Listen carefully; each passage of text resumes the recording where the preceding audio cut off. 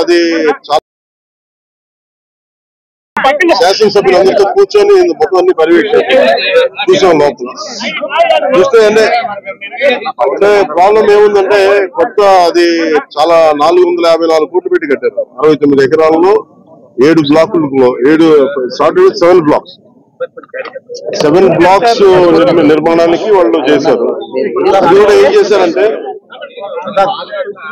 Extension of existing resort కింద చెప్పారు. వాళ్ళు గవర్నమెంట్ జీవోలో ఏముందంటే existence redevelopment of existence resort. That's how they have raised the bill. దాంట్లో 2 బ్లాకులే పెట్టారు. ఫస్ట్ వాళ్ళు పెట్టింది ఏంటంటే 7 బ్లాక్స్ లో బడ్జెట్ ఒకదానికి 90 పైన, ఇంకో దానికి 70 పైన, 2 ఫేజెస్ లో ఇంతే. వాళ్ళు స్టార్ట్ చేసినప్పుడు 164 కోట్ల రూపాయలు 164 కోట్ల రూపాయలతోటి 7 బ్లాక్స్ ప్లాన్ చేశారు. కట్టేటప్పటికి అది 7 బ్లాక్స్ కి పూర్తి చేయాలి. 4 బ్లాకులకి అంటే మనం చూస్తే 4 బ్లాక్ అంటే బిల్డింగ్ కాదు, residential block is 1, CMO office is 1. ఇవన్నీ కూర్చొని అలాగా వాళ్ళు 7 బ్లాకులు ప్లాన్ చేసుకుంటే 4 బ్లాకులే కట్టారు. 7 బ్లాకులకి వాళ్ళు ప్లాన్ చేసినప్పుడు 92 కోట్లు ఫస్ట్ ఫేజ్, రెండో ఫేజ్ 53 కోట్లు. సో రెండో కొంచెం అటు ఇటుగా పెడితే 160 కోట్ల పై చిల్లుకు వాళ్ళ ఒరిజినల్ ప్లాన్. అది ఏదైనా సరే ఇంకో చోట పైకి వెళ్ళిందంటే ఒక 2 అవుతుంది. కానీ ఇది 454 కోట్లు అయితే not even for the entire 7 blocks. It is only 4 blocks. 4 బ్లాకులకే 454 కోట్లు అయింది. ఒరిజినల్ ప్లాన్ 92 కోట్లు ఫస్ట్ ఫేజ్, సెకండ్ ఫేజ్. దీనికి లోపలికి వెళ్ళి చూసి నేను వచ్చినప్పటి నుంచి కూడా మమ్మల్ని గత కాలం రానివ్వలేదు. ఇప్పుడు ఏమైపోయింది, ఒక డ్యామేజ్ జరిగిపోయింది. ఋషికొండ ఒకప్పుడు ఇక్కడ రిసార్ట్స్ ఉన్నప్పుడు టూరిజం మన శాఖకి ఆదాయం 7 కోట్లు ఉంది.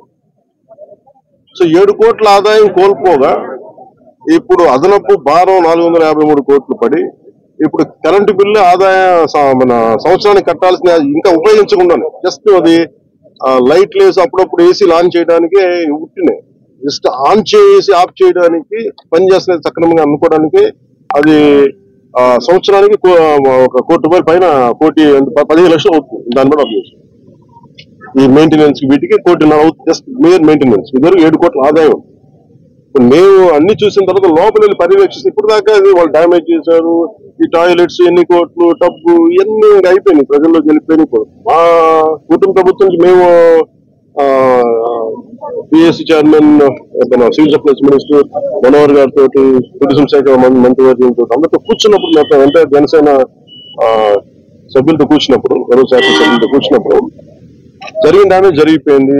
తొలచాల్సిన కొండ తొలిచేశారు, పాడు చేశారు. ఓకే, ఇవన్నింటినీ మించి ఇప్పుడు మన ముందు ఏముందని దీన్ని how well we can utilize 400 change చెప్పి ఎలా పెట్టాలి. చాలా సార్లు అనేక మార్లు మేము కేబినెట్ మీటింగ్ చర్చించాం. ముఖ్యమంత్రి గారు కూడా దీని మీద ఎలా చేయాలనేది ఆయన అందరిని అడుగుతూ ఉన్నారు. సో మేము ఈ పర్యటన తాలూకు ముఖ్య ఉద్దేశం ఏంటంటే, ఈ పర్యటన ద్వారా ఫస్ట్ మేము అసలు ఏం చేయాలనేది మాకు ఇది ఇండివిజువల్ కుటుంబ ప్రభుత్వం కాబట్టి జనసేన పార్టీ తరఫు నుంచి వాట్ ఈస్ అవర్ అంటే వాట్ ఈస్ అవర్ వ్యూ అనడానికి మనం ఇక్కడ నుంచి మంగళగిరిలో కూర్చోనో లేదంటే ఇంకా ఊర్లో కూర్చొని చేయడం ప్రత్యక్షంగా ఒకసారి ఫీల్డ్ విజిట్ చేసి వచ్చే పరిష్కారం వేరుంటుంది.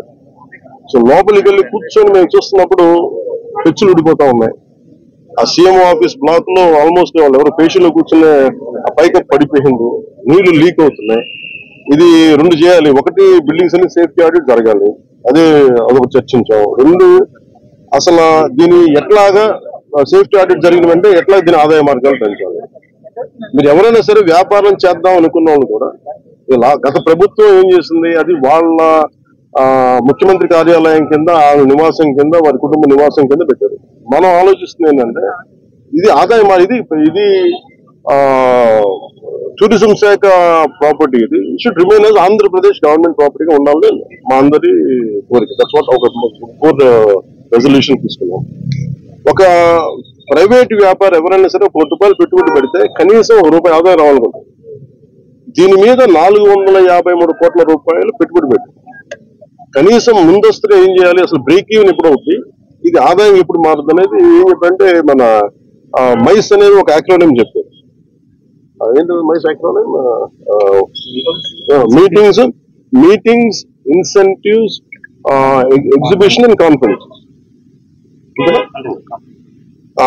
ఇది ఏంటంటే దుబాయ్ ఇస్ మైస్ డెస్టినేషన్ అంటారు. అలాగే వైజాగ్ ఇది మన మీటింగ్స్ కానీ లేదంటే ఏదైనా పెట్టుబడులు ఇన్సెంటివ్స్ ఇవ్వడానికి కానీ లేదంటే కాన్ఫరెన్స్ పెట్టుకోవడానికి బ్యూటిఫుల్ ప్లేస్ కాన్ఫరెన్స్ పెట్టుకోవడానికి లేదంటే ఎగ్జిబిషన్స్ పెట్టుకోవడానికి వీటన్నిటికీ కూడా డెస్టినేషన్ మ్యారేజ్ వీటన్నిటికీ ఉంటుంది. దాంట్లో భాగంగానే దీన్ని మైస్ ఈవెంట్ టోటల్ పాలసీలు దీన్ని పెడితే బాగుంటుందని కోరిక. అలా కాకుండా మనం 453 కోట్లు పెట్టి దీన్ని ఒక ఎగ్జిబిషన్ అందరూ మేము ఇచ్చిన మేజర్ ప్రపోజల్ ఏంటంటే మేము తీసుకున్న మేజర్ రెజల్యూషన్ ఏంటంటే it is not about football.